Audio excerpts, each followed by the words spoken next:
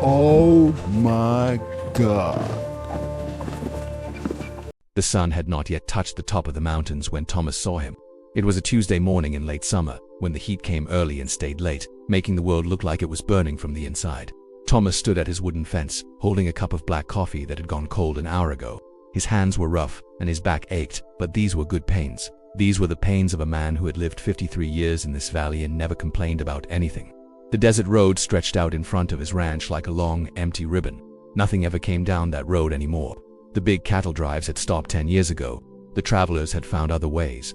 The world had moved on, leaving Thomas and his small piece of land behind. He did not mind this. Thomas had learned long ago that loneliness and peace was sometimes the same thing. But this morning, something was moving on that road. At first, Thomas thought it was a small dog.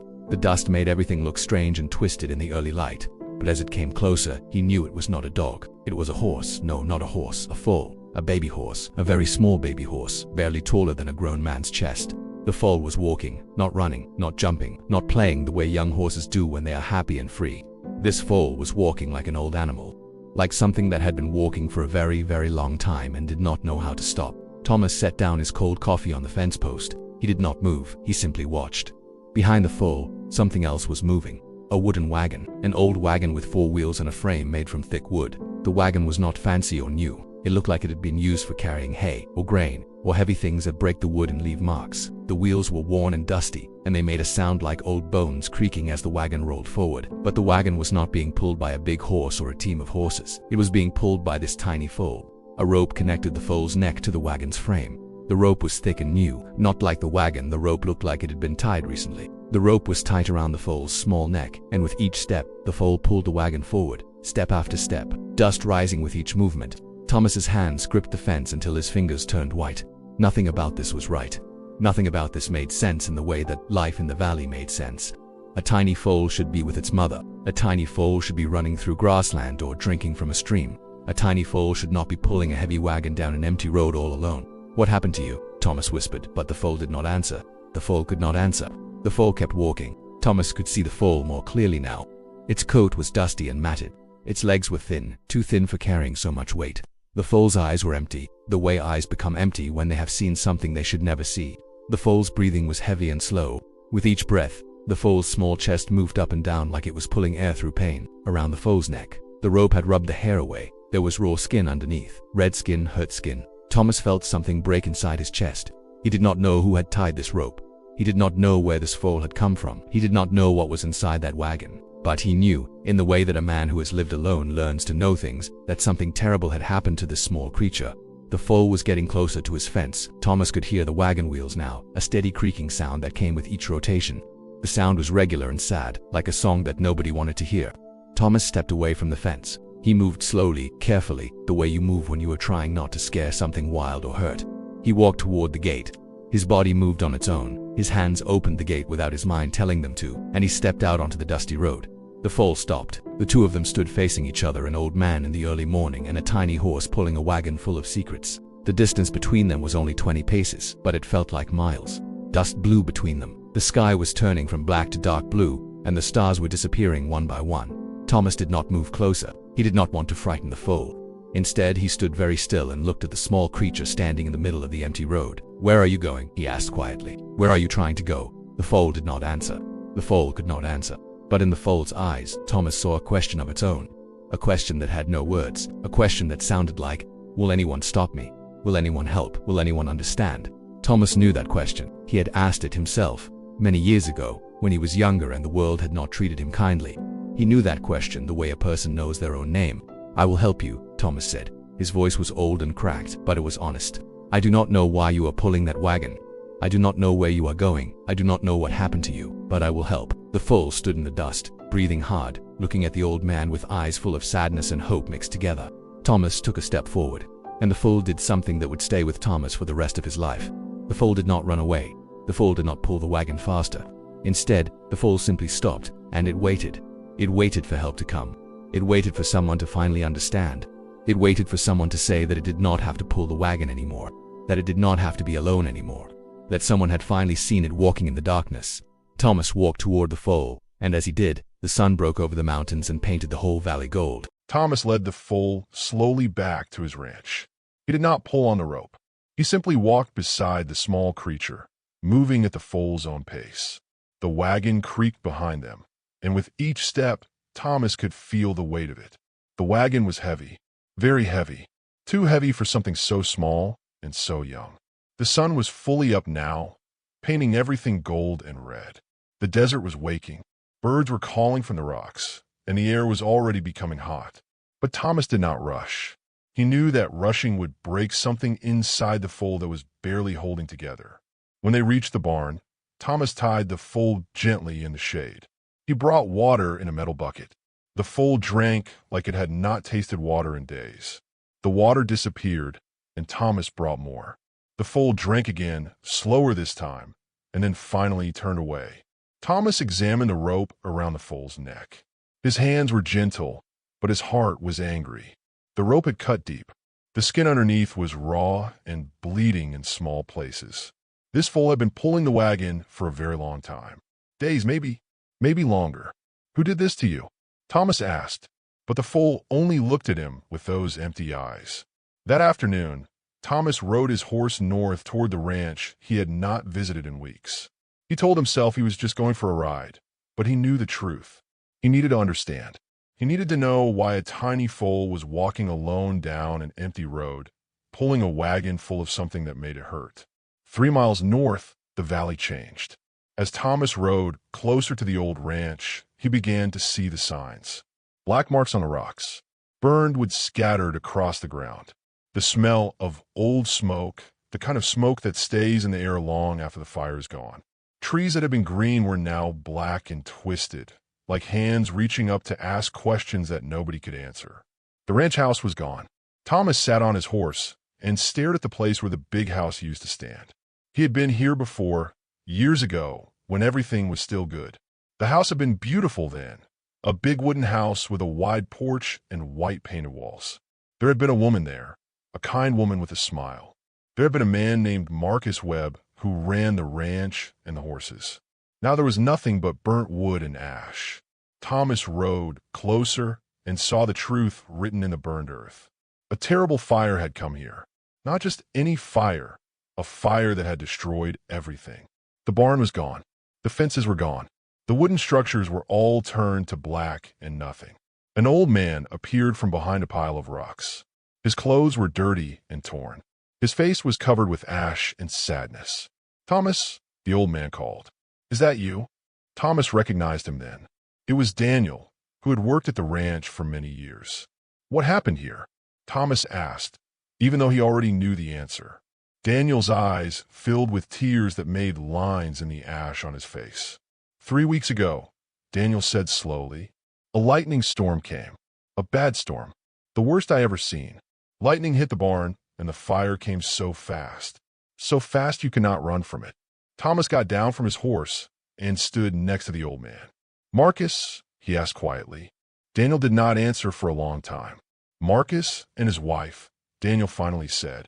"They was in the house when the fire came. They was trying to save things. Important things. Pictures and letters and things that meant everything to them. They did not make it out. The fire was too fast, too hot, too angry." Thomas felt his chest get tight. "The horses?" he asked. "Most of them burned," Daniel said. "The beautiful mare, Marcus's favorite, she burned too. But there was a foal, a tiny foal.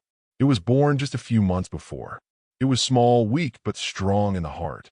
Thomas closed his eyes. "Where is the foal?" he asked. Daniel pointed toward the south, toward the direction where Thomas's ranch was. Someone, I do not know who, they tied the foal to a wagon. The wagon had everything Marcus wanted to save, everything his wife wanted to save.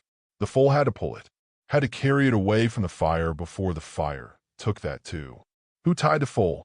Thomas asked. "I do not know," Daniel said. "Maybe it was kindness. Maybe it was the only way anyone knew to save those things. Maybe someone thought the foal was strong enough. Maybe someone was just trying to save something, anything, from that burning." Thomas looked south toward his own ranch. The foal. The foal was carrying something that belonged to people who were dead. The foal was walking alone because it was the only way to save what mattered most. "The foal," Daniel said. "You saw it." Thomas nodded. "It walks to the north every morning. Daniel said. Every morning it tries to come back here. It does not understand that its mother is gone. It does not understand that Marcus and his wife are gone. It just walks trying to find them, trying to find home. Thomas stood in the ash and burned wood and understood something about the world that he had not understood before. Sometimes terrible things happen. Sometimes people die and leave things behind that nobody knows what to do with. Sometimes a tiny foal has to carry the weight of the whole world because nobody else can do it. The foal should not pull that wagon, Thomas said. The foal is too small. The foal is the only one pulling it, Daniel said, because the foal loves what is in that wagon. The foal loves the people who wanted those things saved. The foal pulls because love makes you pull, even when you're small and tired and alone. Thomas rode back to his ranch as the sun was going down. He rode slowly, thinking about the foal waiting in the shade. He thought about fire and loss. He thought about a tiny creature walking and walking, trying to find a home that no longer existed. When he got back, the foal was standing at the gate, looking north. "You do not have to walk anymore," Thomas said quietly. "You do not have to pull that wagon alone." But the foal just looked at him with eyes full of questions that had no answers. Days turned into weeks, and the foal stayed at Thomas's ranch. The old man gave a name. He called it Star because of a small white mark on the foal's forehead that looked like a tiny star fallen from the sky. Star ate grain from Thomas's hands. Star drank water from the clean bucket. Star slept in the soft hay of the barn where it was safe and warm. But Star would not rest. Every morning, before the sun came up, Thomas would find Star at the gate. The foal stood facing north, toward the burned ranch, toward the place where everything had ended. Star did not eat much. Star did not play. Star simply stood and looked toward the north with eyes full of a sadness that Thomas did not have words for. Thomas would come and stand beside the foal. He would place his hand on Star's neck, feeling the thin bones underneath the coat that was slowly getting thicker and healthier. "She is not there," Thomas would say quietly. "Your mother is not there anymore.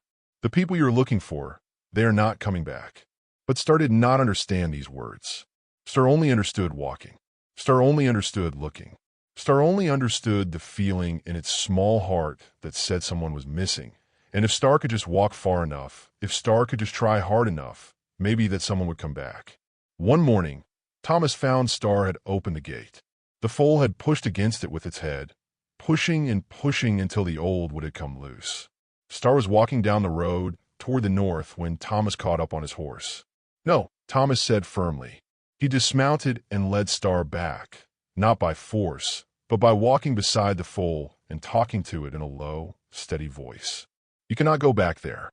There is nothing there but burning and pain." But the next night, Star opened the gate again. And the night after that, and the night after that, Thomas realized something then. He could close the gate. He could lock it. He could build it stronger and higher. But none of that would stop the walking in Star's heart. The walking was not just in the foal's legs. The walking was in the foal's mind. The walking was in the memory of a mother that Star barely remembered but would never forget. So Thomas made a choice. He stopped closing the gate. Instead, he followed Star every morning. He rode his horse beside the walking foal. They would go together down the dusty road toward the burned ranch. Star would walk faster as they got closer, hope rising in the foal's small chest with each step. But when they reached the black and burned place, when Star understood again that nothing and no one was there, the foal would stop, and Thomas would wait. He would sit on his horse and wait while Star stood in the ashes and the broken wood. He would wait while Star looked for something that could not be found. He would wait while the foal's whole body shook with a sadness too big for anything so small to carry. Then, slowly, Star would turn around. The foal would walk back toward home, walking slower now, walking like something inside had broken again. And Thomas would ride beside Star, never speaking, just being there, just saying without words that someone understood, that someone remembered, that the walking and the looking, even though they did not find what was lost, still mattered. This happened every day for 2 weeks. 2 weeks of walking to the burned place. 2 weeks of hope, and then sadness. 2 weeks of finding nothing. But slowly something changed. The walks grew shorter. Star did not walk as fast. The hope in the foal's chest grew smaller each day. One morning, Star did not go to the gate. Thomas woke up expecting to find the foal standing at the fence, looking north. But Star was in the barn, lying in the hay, breathing quietly. The foal's eyes were still sad, but something was different. The walking had stopped. The looking had stopped. And in their place was something new, a kind of sadness that was softer, more like remembering than like searching. Thomas brought Star grain and fresh water. The foal ate slowly, chewing with care. And for the first time since Thomas had found Star on the road, the foal seemed to taste the food. Really taste it. Not just eating because eating was what you did to survive, but eating because the food was good and the foal wanted it. That afternoon, something miraculous happened. Star played. The foal ran in circles in the yard, not running toward the north anymore, not running away from the hurt, but just running because a young animal needs to run. The foal jumped and kicked and shook its head, and Thomas heard something he had not heard before. He heard Star make a sound of joy. Small joy, quiet joy, but joy nonetheless. Thomas sat on his porch and watched, and for the first time since finding Star on that dusty road, he felt tears on his face. The foal was still sad. The foal still remembered. The foal still carried the loss inside its small heart. But the foal was learning something important. The foal was learning that you could remember and still live. You could carry sadness and still feel joy. You could miss something forever and still move forward. Thomas understood that Star was teaching him something too. The old man had come to this ranch many years ago, after his own heart had been broken. He had come to be alone, thinking that loneliness was the answer to pain.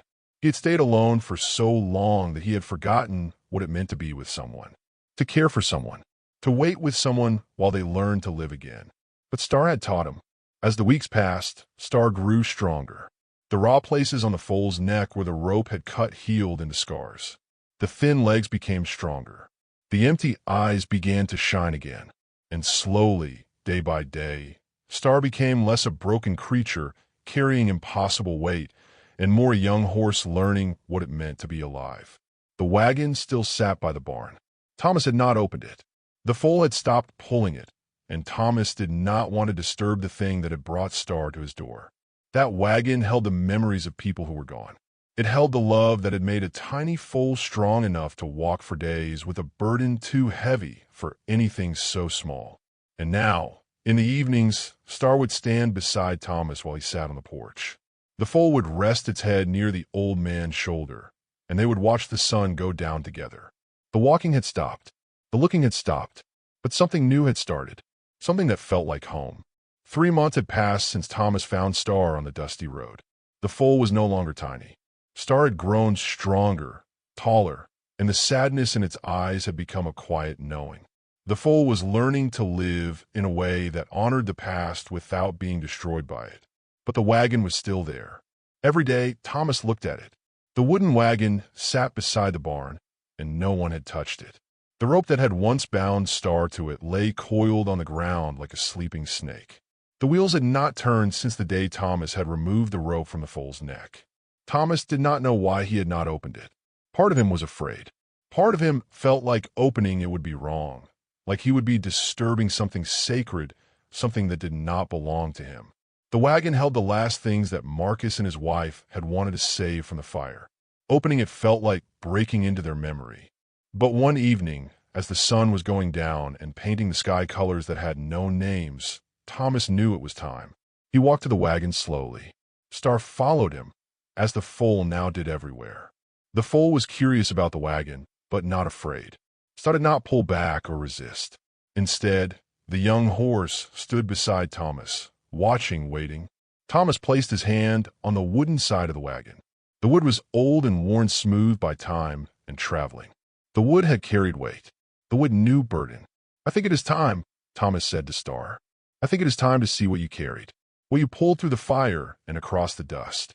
The wagon had a simple cover made of canvas, faded and worn thin.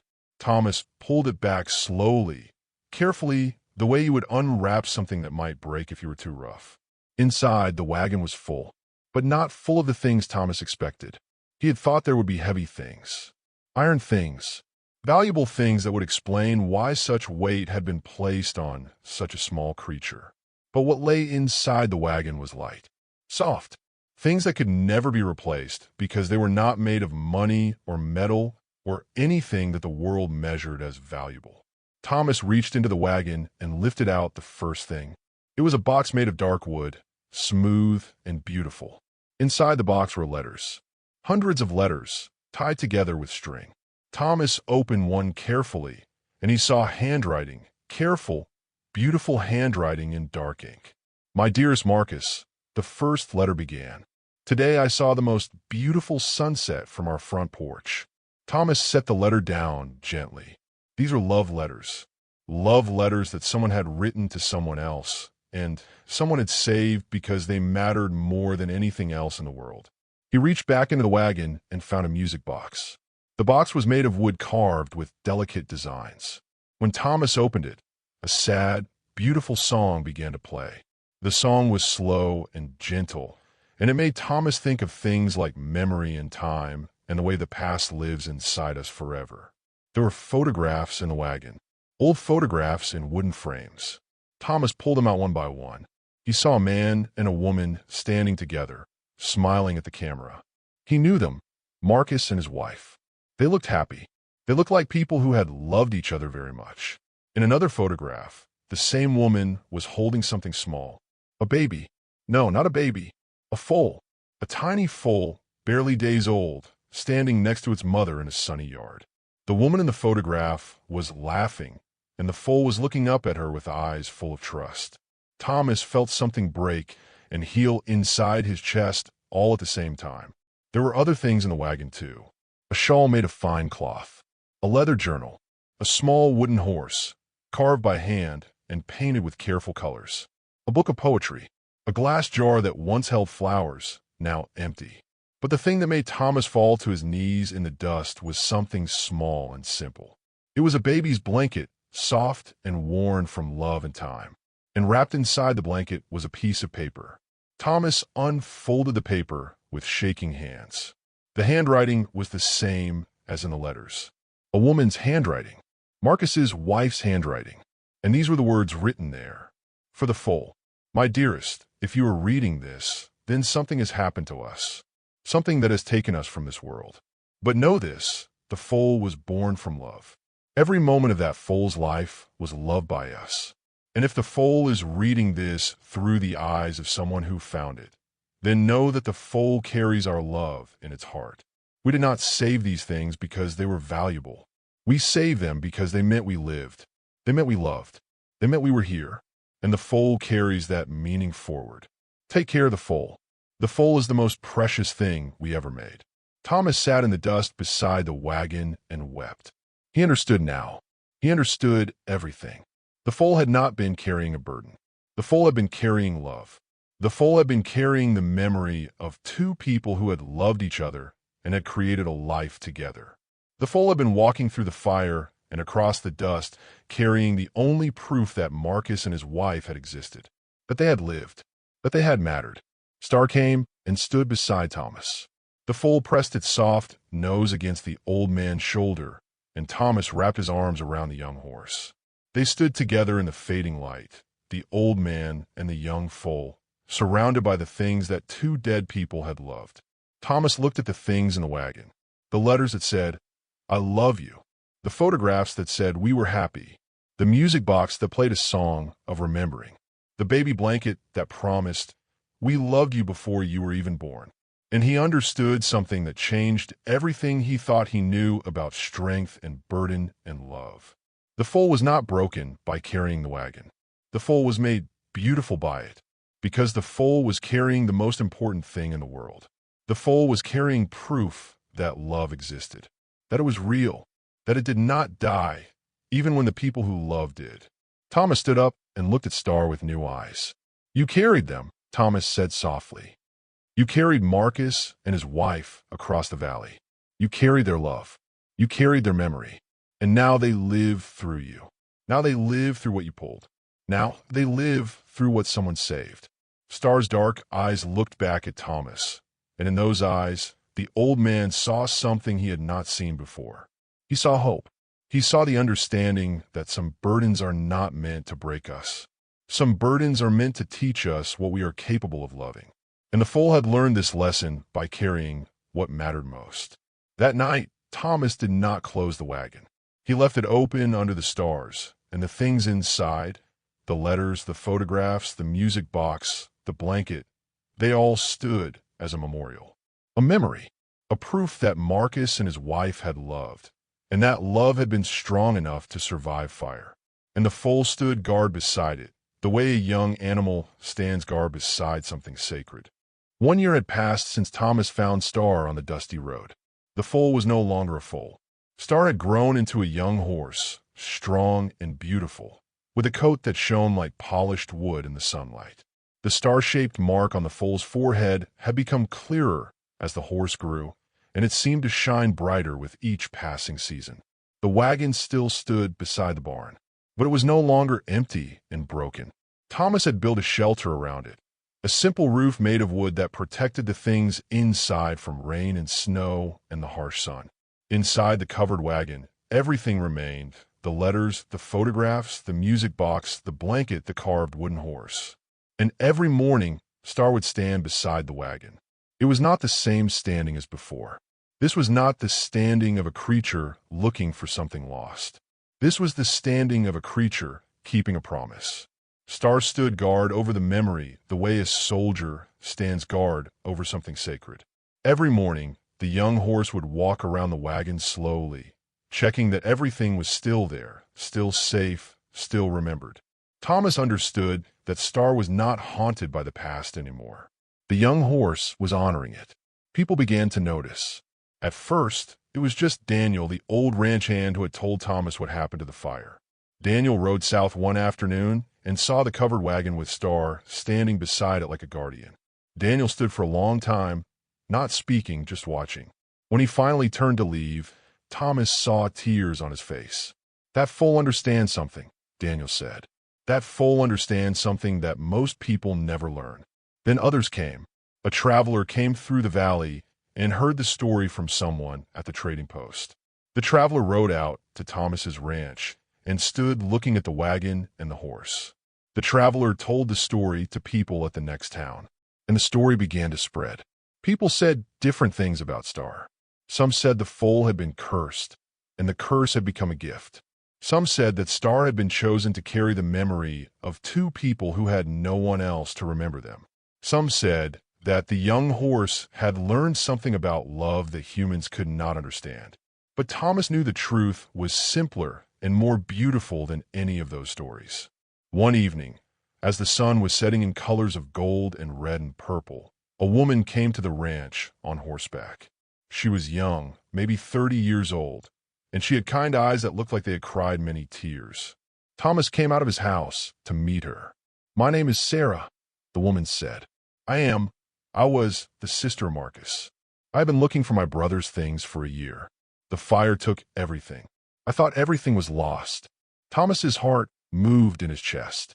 "Come," he said simply. He led Sarah to the covered wagon. Star came to greet them, and the young woman placed her hand on the horse's neck.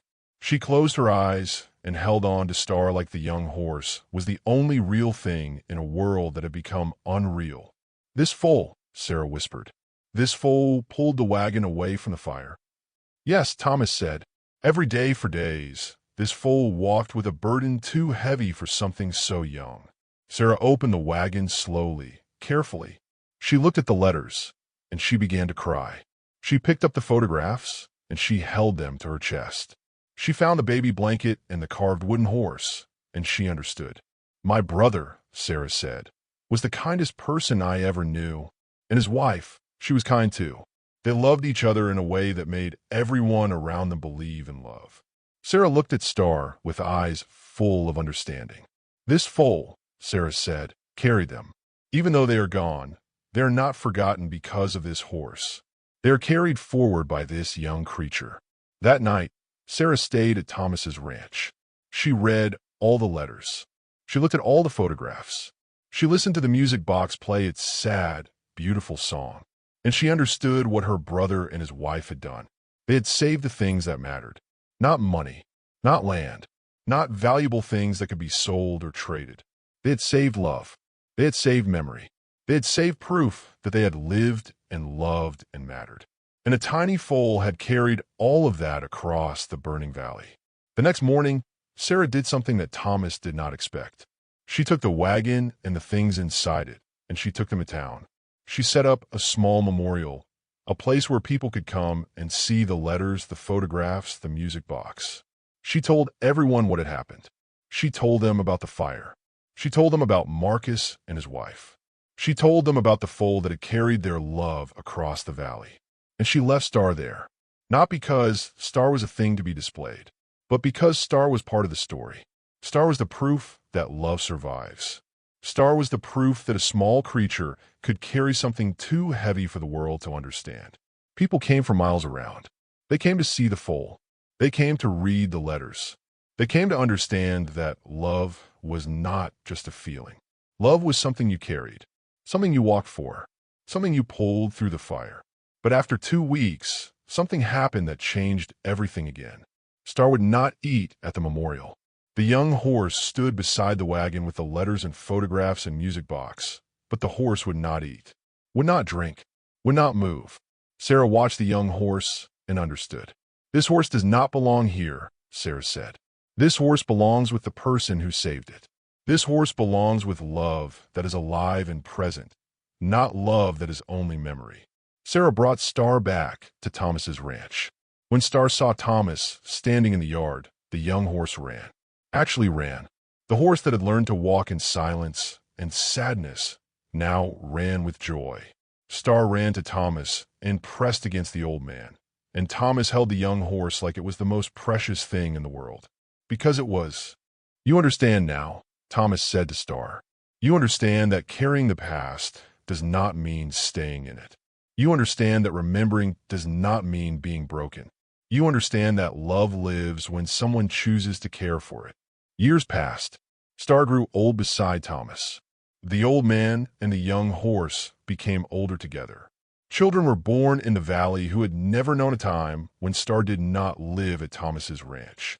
The story of the foal that pulled the wagon through the fire became a legend. People told different versions of the story. Some made it more magical. Some made it more sad. But the truth remained the same. A foal had learned that the heaviest burdens can be the most beautiful ones. A foal had learned that love does not die when people do. A foal had learned that remembering is its own kind of strength. And an old man had learned that you are never too old to love something that needs you. That loneliness can be broken by a creature that walks into your life with sadness in its eyes. That the greatest gift you can give is simply to say, you do not have to walk alone.